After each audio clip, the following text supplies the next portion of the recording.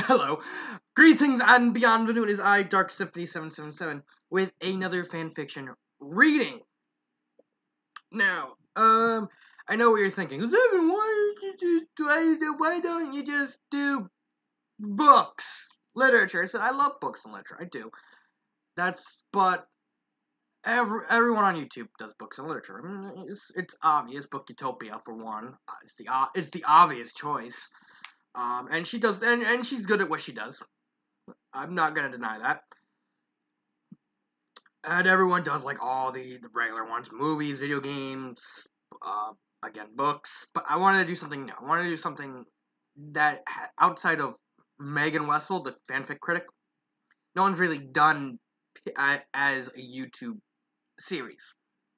Hence why I'm doing fanfiction, because no one regularly reviews fanfiction aside from ponies.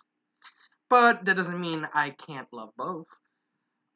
So, as always, link to the stories in the description. Although with readings, it's kind of redundant because I'm reading the story to you. Sorry, I'm a little tired. I've stayed at my friend. I'm living with my friend, and her grandmother decided to stay up until 3:30 in the morning.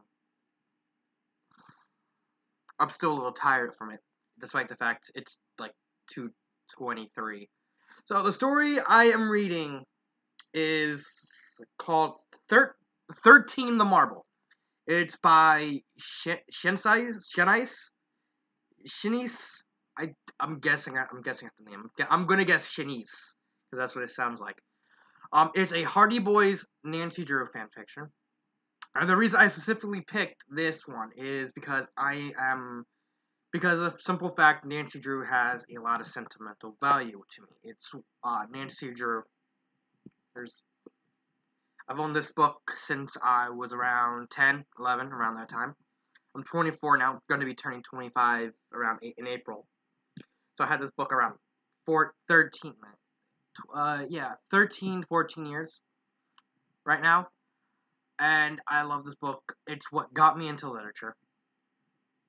And I just really want to do something that has a lot of sentimental value to it. I might review this book just on a whim sometime in the future. I don't know. Tell me what you think in the comments. But this book means a lot to me.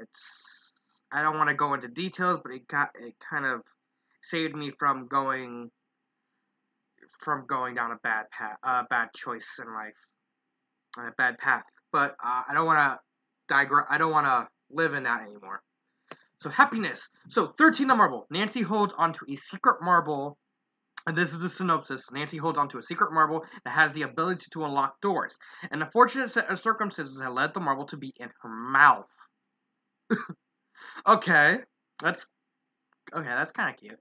And she needs to pass it to Frank while remaining undercover. What kind of fluff has these detectives landed into this time? Read on to find out. Okay, I like the idea. I'm kind of curious about how marble would unlock doors. I'm guessing it would be like Beortez Mendez from Resident Evil 4 with the glass eye and the eye has a retinal scanner in it as well. I'm thinking it might be that. I don't know. So let's read. It's 2,512 words.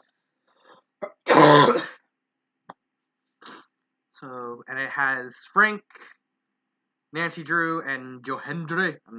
I'm sorry, Joe Hardy. Sorry, I'm a wrestling fan. Man, check it out.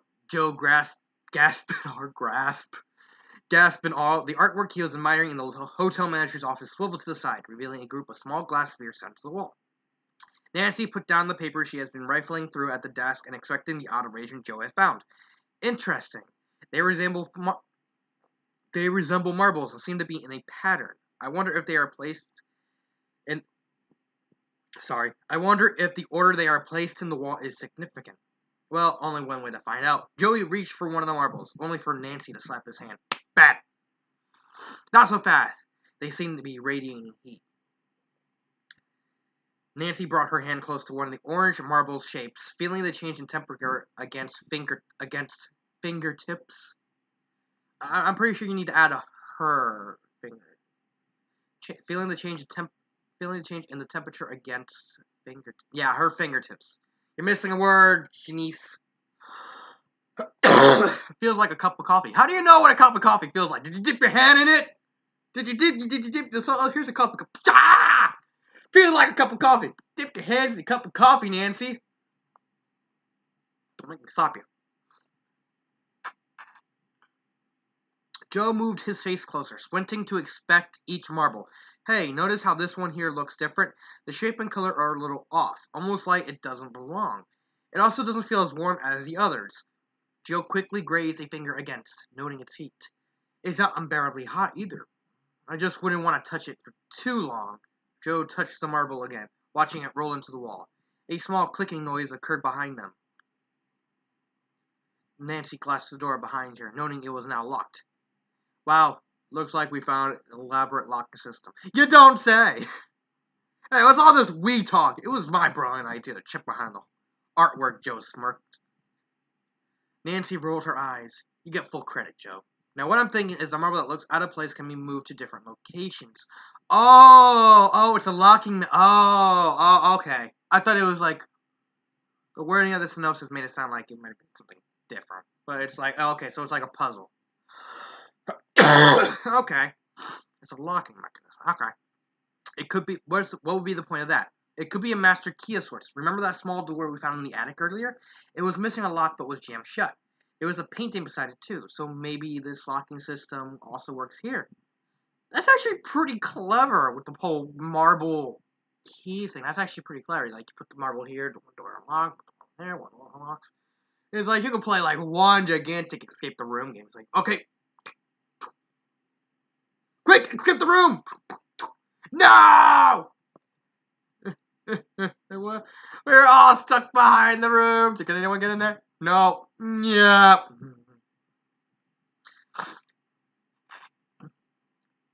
That's a good call, Nan. Let's grab this marble and go find Frank. With the... Oh, come on! No. No. Okay, thank God. If the screen froze because it decided to load again, which means another frickin' pop-up showed up on the border. With the worst timing, Nancy and Joe heard the hotel manager chatting to another person while walking towards his office. Quick, unlock the door, Nancy hissed. Joe moved the marble again to the sound of another click, unlocking the door. Joe reached for the marble, wincing at the heat it gave off in his hand. Ignoring his senses, he straightened the picture frame and ran after Nancy. This marble is too hot. Joe involuntarily flinched, causing the marble to soar into the air. Nancy heard Elijah's voice approaching, causing her heart to sink. Without another thought, she looked up and quickly caught the heart marble in her mouth. That has to hurt. Concealing it on the side of her cheek, she bolted for the couch, quickly reaching for the magazine as the door opened. Oh yeah, something to see here. Nothing to see here. A disc is a microphone. Hey, why am I reading this book? Yes, that sounds wonderful. I'm looking forward to it. Elijah said into his phone, his face quickly turning into a frown at the sight of the two people in his office. Talk soon. He hung up his phone. What are you doing in my office? Nancy smiled, incapable of speaking without giving away the marble's hiding spot. Joe chimed in. We were waiting here for you. Mary said we could let ourselves in. My receptionist let you sit here? Elijah's voice was agitated, and his eyes narrowed. Well, that is unlike her not common practice. I do not like anyone to be left here without my knowledge. Is that understood? It's kind of hard to talk. Well, flaming marble in your mouth was all Nancy could mutter. Joe had an idea. I have a feeling I know where this is going. Yes, sir. We apologize for the misunderstanding, but we're just. I think we need apostrophe right there with that we're. But we were. No, never mind. My bad. But we were just in here to let you know that we are writers for the Traveler and wanted to give you our highest award for your wonderful bed and breakfast. It is not common practice for us to reveal our profession, but my coworker and I have been having the most wonderful time here, and we wanted to commend you on such a tremendous job of making us feel so welcome. Elijah's mood immediately shifted, his mouth agape. Oh, my dear chap, I did not know. Please forgive my earlier outburst. No wonder my Mary had let you in. No wonder why Mary had let you in. You are far too kind. Please, this is cause for a whiskey celebration. Nancy glanced at Joe, hoping he knew how urgent it was for the leave the room.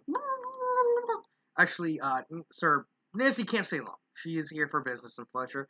This is her anniversary weekend, and she was planning on meeting up with Frank. Now, Joe smiled, knowing perfectly well the blush airing on Nancy's cheek was his doing. Oh my, is Frank the other gentleman you're all right with? Well, this is the one. This is wonderful. That is wonderful news. Why do I keep messing it up? It's easier for me to read in my head, but I get tongue twisted. I had a feeling you two had a very special connection. Please, dinner's on me this evening. It's the least I can do. Eliza pulled Nancy in for an eager hug while Nancy silently glared at Joe. If I could talk, I would. Thank you, Elijah. If you would excuse me, I would like to let Frank know of our plans. Nancy escaped from Elijah's hold and bolted for the door, careful not to move the marble in her mouth. Before she could escape his office, she heard Elijah calling back to her. No need to rush, my dear. Excuse me. Frank was in the billiard room a few moments ago. Joe and I will join you there. We can also have a toast up together. Elijah, I don't think we should intrude. I'm sure Nancy and Frank would like some time alone. Nonsense, Joe. They will be alone soon enough for dinner. Come, let us celebrate for Frank. Nancy gave a worried glance to Joe, who shrugged at her. Oops. Who shrugged up. She didn't have time to argue with him over his cover story. Why did he say that she was dating Frank? They both were in a relationship with other people. Was it obvious that she had a connection with Frank? And if it were, what did that say about the kind of girlfriend she was to Ned? Who knows? I never really read Hardy Boy, so I don't know. So I don't know anything about Frank or who he's dating. Nancy did not have time to process her last thought. The marble in her mouth was beginning to be uncomfortable. Yeah, it's a marble on fire! I'm still trying to think. I'll think about it.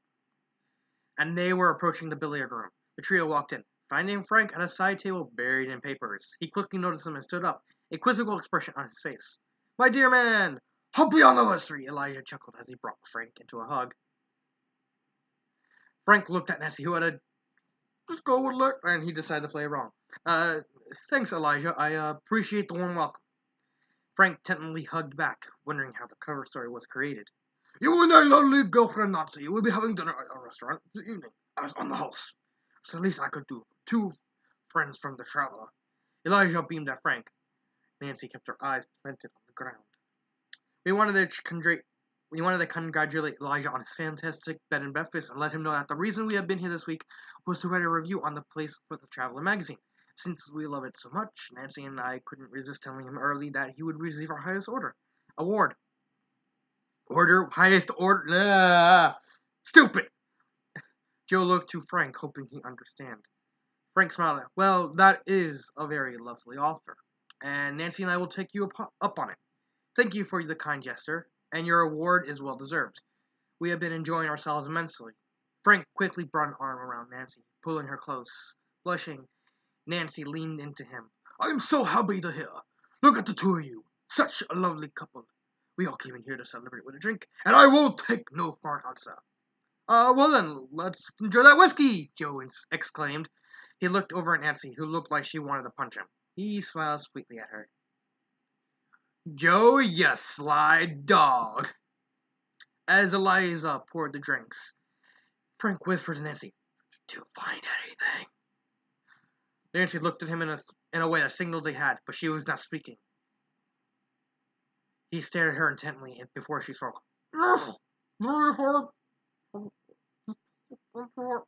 Frank leaned in, noticing something in Nancy's mouth.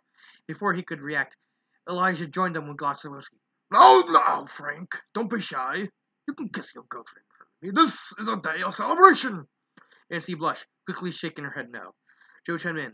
Not really the PDA type, Elijah. It's the anniversary, and my friends from the Traveler do not travel to the most romantic bed and breakfast in the world simply to engage in polite conversation. I'll kiss the good, so we can toast our whiskey. Frank knew there was no way out of the situation. Crap. Out of the situation they had found themselves in. As important it was to remain calm, he could not ignore the alarms ringing in his head.